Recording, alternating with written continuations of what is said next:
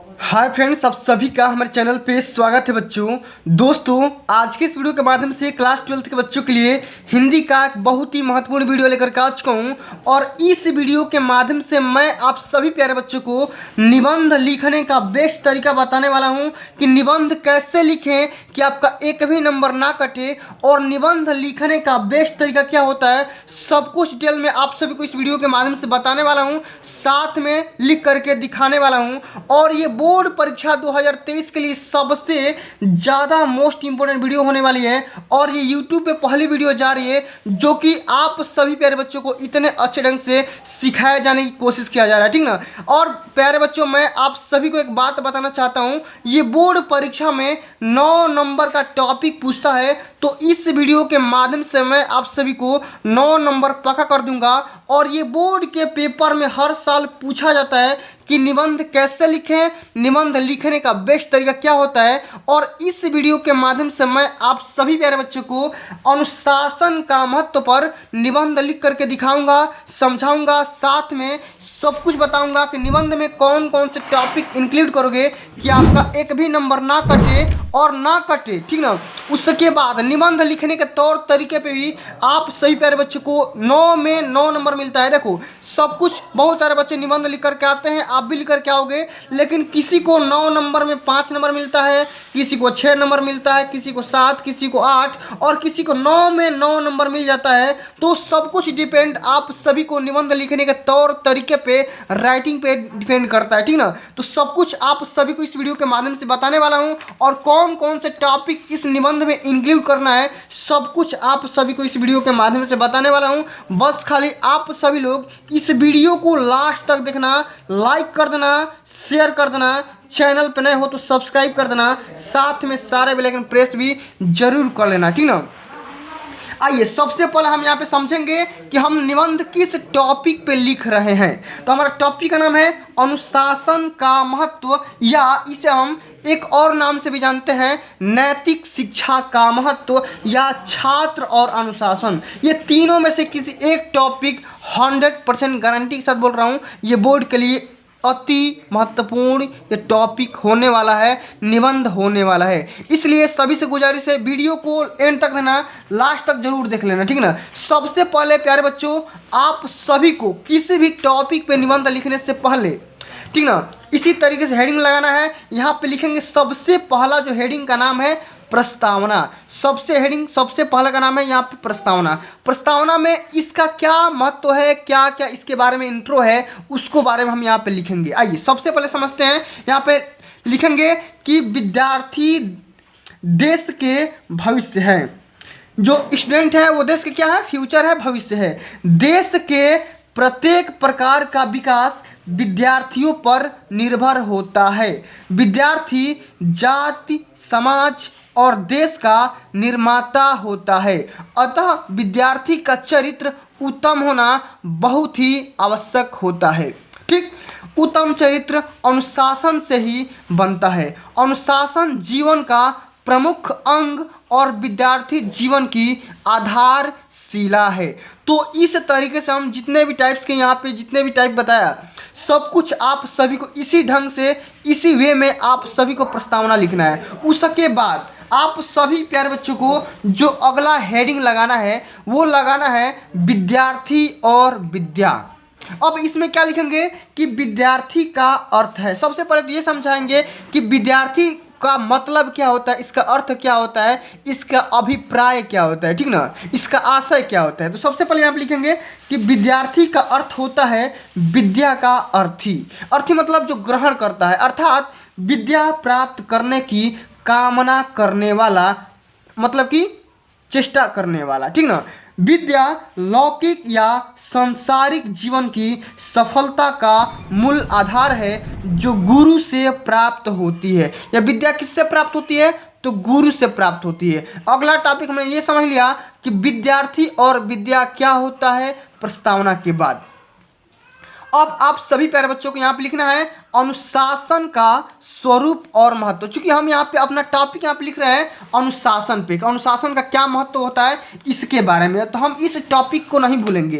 तो हम यहाँ पे जो हमारा अगला टॉपिक होगा वो होगा अनुशासन का महत्व और स्वरूप। हम इसमें लिखेंगे कि अनुशासन का अर्थ है बड़ों की आज्ञा या शासन के पीछे चलना। ठीक, जो भी हमारे पास बड़े लोग हैं उसका हमें सम्मान करना है, रिस्पेक्ट करना है, जितना बात बोलेंगे उतना बात करना है, ठीक ना। अनुशासन का अर्थ वह मर्यादा होता है जिनका पालन ही विद्या प्राप्त करने और उसका उपयोग करने के लिए अनिवार्य होता है। अनुशासन ये जो शब्द है बहुत ही मतलब कि अच्छा शब्द है, और देखो और इसका जो अर्थ होता है ये एक मर्यादा पूर्वक ये मर्यादित ये शब्द है, ठीक ना। जिसका मतलब क्या होता है, सबसे पहले हम किसी भी चीज़ों का हम पालन करेंगे, बड़ों का सम्मान करेंगे, उसके बाद अनुशासन का भाव सहज रूप से विकसित किया जाना चाहिए। बलपूर्वक पालन कराए जाने पर यह लगभग अपने उद्देश्य से खो देता है। अब देखो किसी भी व्यक्ति को या किसी भी छोटे बच्चों को या किसी भी बड़े आदमी को अगर आप बोलोगे कि मतलब डांट करके मतलब अगर बोलोगे या बलपूर्वक बोलोगे कि अनुशासन रहे तो नहीं रह सकता है। आप इसके लिए शालीनता से अगर किसी पे अनुशासन कर सकते हैं, ठीक ना। अगला इसमें हम पॉइंट लिखेंगे कि अनुशासनहीनता के कारण। अब देखो इसमें कुछ डिफिकल्टियाँ मतलब कि कौन कौन इसके डीमेरिट है, किसी क्या क्या मतलब दुष्प्रभाव हैं, इसके बारे में समझते हैं कि अनुशासनहीनता के क्या क्या मेन रीज़न है, कारण है।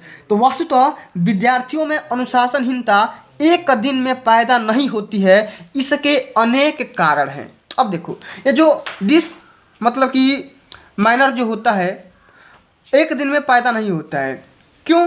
क्योंकि ये इसको आने में टाइम लगता है। सबसे पहला रीजन तो ये हो सकता है पारिवारिक कारण। मतलब इसमें क्या लिखेंगे कि बालक की पहली पाठशाला यानी कि पहला जो स्कूल होता है वो उसका परिवार ही होता है। इस लाइन को लिखेंगे कि बालक की पहली पाठशाला या पहला विद्यालय उसका परिवार है। माता पिता के आचरण का बालक पर गहरा प्रभाव पड़ता है। जो भी माता पिता का आचरण है, जैसा मम्मी पापा का व्यवहार है, उसी तरीके के बच्चे भी अपना बिहेव अपनाएंगे, समझ गए। उसके बाद दूसरा का रीजन हम ये लिखेंगे कि सामाजिक कारण। अब इसमें क्या लिखेंगे कि विद्यार्थी जब समाज में भ्रष्टाचार, घूसखोरी, चोरी, भाई भतीजावाद, फैशन परस्ती आदि देखता है तो वह विद्रोह कर उठता है और अध्ययन की उपेक्षा करने लगता है। वहीं से उसका स्टडी खराब हो जाता है, थोड़ी सी दिक्कत हो जाती है। अब हम यहाँ पे ये चीज़ लिखेंगे कि हम इसका निवारण कैसे करेंगे। कारण तो बता दिया कि भाई कारण क्या क्या होता है, पारिवारिक कारण हो सकता है, सामाजिक कारण हो सकता है, आप चाहें तो राजनीतिक कारण भी बना करके लिख सकते हो, ठीक ना। अब इसका हम निवारण कैसे करेंगे भाई, इसको समझते हैं। तो छात्र अनुशासनहीनता के उपयुक्त कारणों को दूर करके ही हम समस्या का समाधान कर सकते हैं। सर्वप्रथम वर्तमान शिक्षा व्यवस्था को व्यवहारिक बना करके विद्यार्थी जीवन में सुधार कर सकते हैं। सबसे पहला जो हमारा रीजन है वो इस हम रीजन पे मतलब कि उपाय करेंगे कि सबसे पहले जो भी हमारा विद्यार्थी का जीवन है उसका शिक्षा व्यवस्था है, सबसे पहले शिक्षा व्यवस्था को सुधारेंगे। जैसे ही शिक्षा व्यवस्था सुधर जाएगा उसके अनुसार ही विद्यार्थी का जीवन भी सुधर जाएगा, समझ गए। तो इसका निवारण ये हो सकता है। अब लास्ट में आप सभी प्यारे बच्चों को लिखना है उपसंहार।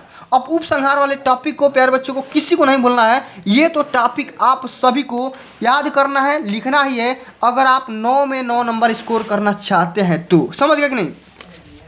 चलो इसमें क्या लिखोगे कि छात्रों के समस्त असंतोषों का जनक अन्याय है, इसलिए जीवन के प्रत्येक क्षेत्र से अन्याय को मिटाकर ही देश में सच्ची सुख शांति लाई जा सकती है, ठीक। अगला लाइन हम यहाँ पे ये लिखेंगे कि छात्र अनुशासनहीनता का मूल भ्रष्ट राजनीति, समाज, परिवार और दूषित शिक्षा प्रणाली में निहित है, समाहित है।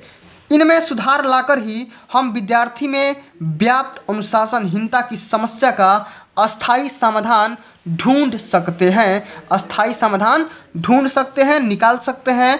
इस तरीके से उपसंहार वाले टॉपिक को आप सभी प्यारे बच्चों को लिखना है। तो फ्रेंड्स अगर आप इस ढंग से इस तरीके से जितना मैंने बहुत अच्छे ढंग से बता दिया। अगर आप इस ढंग से लिखते हो तो बोर्ड के पेपर में आप सभी 9 में 9 नंबर स्कोर कर सकते हो। आपका 1 नंबर क्या, आधा नंबर भी नहीं कटने वाला है, समझ गए। तो फ्रेंड्स आज के लिए बस इतना ही। अगर ये वीडियो आप सभी को अच्छी लगी होगी, हेल्पफुल लगी होगी, तो वीडियो को लाइक करना, शेयर कर देना, चैनल पर नए हो तो सब्सक्राइब कर देना, साथ में सारा बेल आइकन प्रेस कर लेना। मिलते हैं अगली वीडियो में, तब तक के लिए जय हिंद, जय भारत, वंदे मातरम।